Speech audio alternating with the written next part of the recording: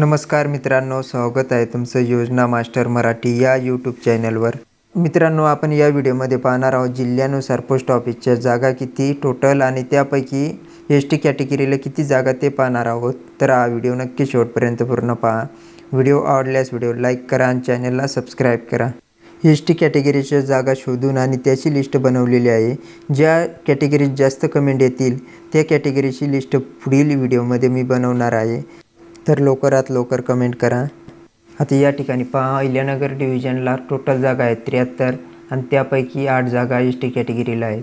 दुसरं अकोला डिव्हिजनला 105 जागा आहेत टोटल, त्यापैकी एस टी कॅटेगरीला 8 आहेत. अमरावती डिव्हिजनला 132 जागा आहेत, त्यापैकी 7 जागा एस टी कॅटेगरीला आहेत.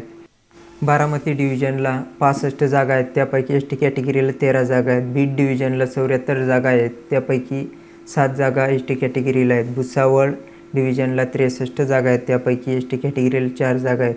बुलढाणा डिव्हिजनला 48 जागा आहेत, त्यापैकी एस टी कॅटेगरीला 4 जागा आहेत. मित्रांनो, आपण जर सर्वाधिक जास्त जागा बघितल्या तर सर्वाधिक जास्त जागा चंद्रपूर डिव्हिजनला 325 जागा आहेत. त्यानंतर एस टी कॅटेगरीला पण सर्वाधिक जास्त जागा आहे, चंद्रपूरलाच जास्त आहेत 25. त्यानंतर पुढचा जिल्हा पहा, छत्रपती संभाजीनगर डिव्हिजनला टोटल जागा आहेत 99, त्यापैकी 9 जागा आहेत एस टी कॅटेगरीला. त्यानंतर 10 नंबरचा जिल्हा आहे धाराशिव. धाराशिवमध्ये एकूण जागा आहेत 84, त्यापैकी 8 जागा आहेत एस टी कॅटेगरीला. त्यानंतर पुढचा जिल्हा आहे धुळे. धुळेला एकूण जागा आहेत 133, त्यापैकी एस टी कॅटेगरीला आहेत 0. गोवामध्ये एकूण जागा 92 आहेत, त्यापैकी एस टी कॅटेगरीला 13 जागा आहेत. जळगावमध्ये एकूण जागा 64 आहेत, त्यापैकी एस टी कॅटेगरीला 8 जागा आहेत. कराड डिव्हिजनमध्ये 86 जागा आहेत, त्यापैकी एस टी कॅटेगरीला 8 जागा आहेत. कोल्हापूर डिव्हिजनमध्ये 108 जागा आहेत, त्यापैकी 9 जागा एस टी कॅटेगरीला आहेत. मालेगाव डिव्हिजनमध्ये 80 जागा आहेत, त्यापैकी एस टी कॅटेगरीला 7 जागा आहेत. मुंबई सिटी ईस्ट डिव्हिजनला 3 जागा आहेत, त्यापैकी एस टी कॅटेगरीला 0 जागा आहेत. मुंबई सिटी नॉर्थ डिव्हिजनला 5 जागा आहेत, त्यापैकी एस टी कॅटेगरीला 0 जागा आहेत. मुंबई सिटी नॉर्थ ईस्ट डिव्हिजनला 10 जागा आहेत, त्यापैकी एस टी कॅटेगरीला 1 जागा आहे. मुंबई सिटी नॉर्थ वेस्ट डिव्हिजनला 18 जागा आहेत, त्यापैकी 1 जागा एस टी कॅटेगरीला आहे. मुंबई सिटी साऊथ डिव्हिजनला 1 जागा आहे, त्यापैकी एस टी कॅटेगरीला 0 आहे. मुंबई सिटी वेस्ट डिव्हिजनला 4 जागा आहेत, त्यापैकी एस टी कॅटेगरीला 1 जागा आहे.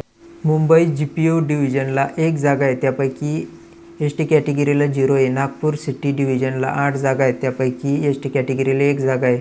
नागपूर मोजफूल डिव्हिजनला 305 जागा आहेत, त्यापैकी एस टी कॅटेगरीला 0 आहे. नांदेड डिव्हिजनला 58 जागा आहेत, त्यापैकी एस टी कॅटेगरीला 6 जागा आहेत. नाशिक डिव्हिजनला 52 जागा आहेत, त्यापैकी एस टी कॅटेगरीला 4 जागा आहेत. नवी मुंबई डिव्हिजनला 49 जागा आहेत, त्यापैकी एस टी कॅटेगरीला 6 जागा आहेत. पालघर डिव्हिजनला 81 जागा आहेत, त्यापैकी एस टी कॅटेगरीला 6 जागा आहेत. पंढरपूर डिव्हिजनला 61 जागा आहेत, त्यापैकी एस टी कॅटेगरीला 7 जागा आहेत. परभणी डिव्हिजनला 49 जागा आहेत, त्यापैकी एस टी कॅटेगरीला 4 जागा आहेत. पुणे सिटी ईस्ट डिव्हिजनला 30 जागा आहेत, त्यापैकी एस टी कॅटेगरीला 2 जागा आहेत. पुणे सिटी वेस्ट डिव्हिजनला 12 जागा आहेत, त्यापैकी एस टी कॅटेगरीला 0 आहेत.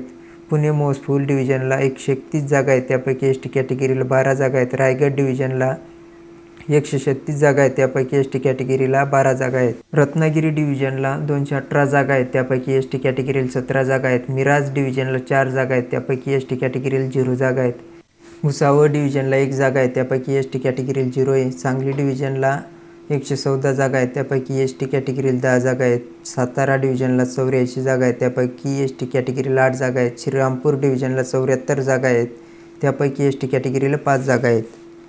सिंधुदुर्ग डिव्हिजनला 100 जागा आहेत, त्यापैकी एस टी कॅटेगरीला 9 आहेत. सोलापूर डिव्हिजनला 67 जागा आहेत, त्यापैकी 6 जागा एस टी कॅटेगरीला आहेत. ठाणे डिव्हिजनला 70 जागा आहेत, त्यापैकी एस टी कॅटेगरीला 8 आहेत. वर्धा डिव्हिजनला 83 जागा आहेत, त्यापैकी एस टी कॅटेगरीला 5 आहेत.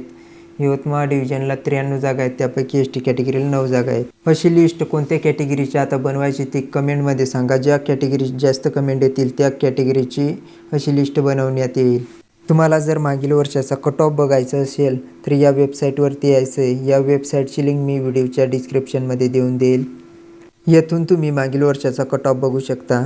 आता बरेच जण विचारणा करताय की आम्हाला 60, 70, 80% मार्क आहेत, तर आम्ही फॉर्म भरू शकतो का? ज्यांना 80%पेक्षा जास्त मार्क्स आहेत ते भरू शकता. आपण मागील 2 ते 3 वर्षापासून पाहतोय की कट ऑफ 85%च्या पुढेच लागत आहे. ज्यांना 60 ते 70% मार्क्स आहेत, SC/STंना कुठली फी नाही आहे, त्यामुळे ते फॉर्म भरू शकता. कसा वाटला हा व्हिडिओ कमेंटमध्ये नक्की सांगा.